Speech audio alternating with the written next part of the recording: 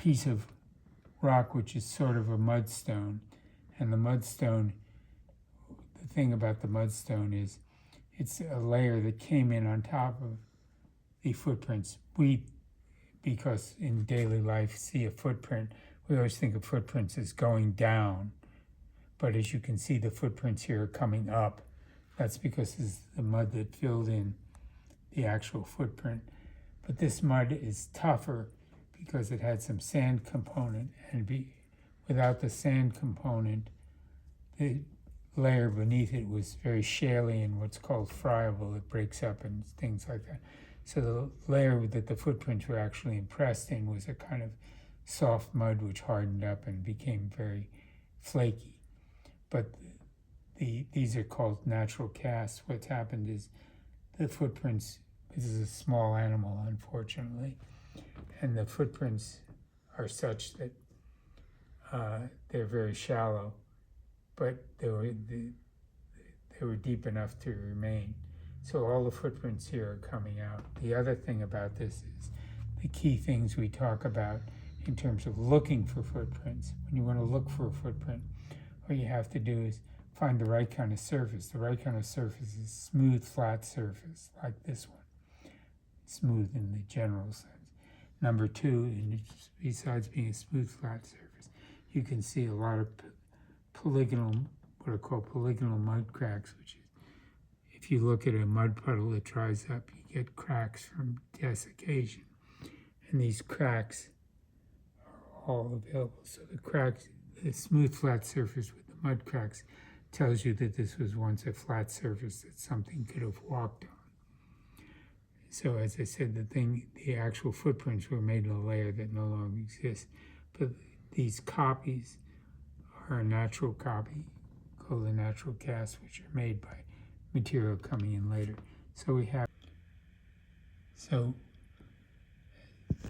And there are two basic groups of dinosaurs. What are called the Saurians. This is based on hip determination. Saurians and ornithischians. The Saurians include both four-footed plant eaters like Brontosaurus or Apatosaurus, and Brachiosaurus, things like that, the duck-billed. Brachiosaurus. Those guys, but that same group of Saurians also includes all the meat-eating dinosaurs. So as I like to tell the kids, you could become famous if you ever found an ornithischian meat-eater. See how short the toes are there. That's the front foot. So this here, 1, 2, long middle toe, the back foot. See the toe there, it's pointed this direction. It's facing forward in this direction. By going this direction, that's facing forward. Now, the thing I forgot to point out initially, which is important, is this is one relatively large three-toed footprint here. As I said, with the two side prints and the long middle toe. And you have this much smaller short toes.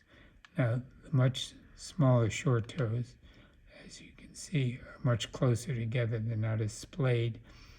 And that's why if you had only 2 feet, you were walking on that, it'd be like walking on stilts. So we know that and it doesn't have long claws sticking out. So we know it was not a hand that was used for grasping, but only a hand that was used for walking. All four-footed dinosaurs are plant-eating dinosaurs. All meat-eating dinosaurs are 2-footed because they need their hands free to grasp stuff. So we know that this guy was a plant eater because he walks on 4 feet, and all the eaters work on 2 feet. And we know his size because we can tell from looking at it. This is the front foot, which is, I'm estimating, the front foot here is probably 1/2 inch or less. and the back foot is maybe an inch or two. So there's a rule of thumb, which is a funny thing to call it. There's a rule of thumb that says if you take like that back foot there and you measure from the back of the foot, which is here, back of the foot here, to the tip of the toe here, let's call it about an inch. That distance running from here to here, that distance is such that if you multiply that by 6 or 7, that's the height of the dinosaur's hip. When you know the height of the dinosaur's hip and the length of the footprint, you can tell how long the dinosaur is, how big it is. So by looking at that back footprint, or the median dinosaur footprint, if it is one of those, by looking at the footprint, we can tell how tall it is at the hip.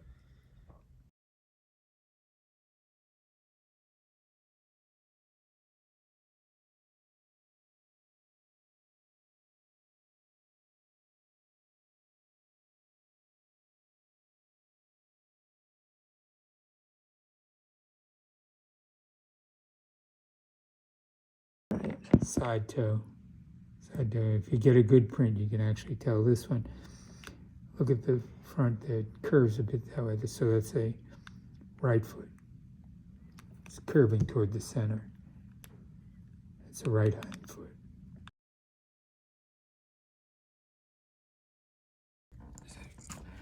And what you have here is overlapping footprints.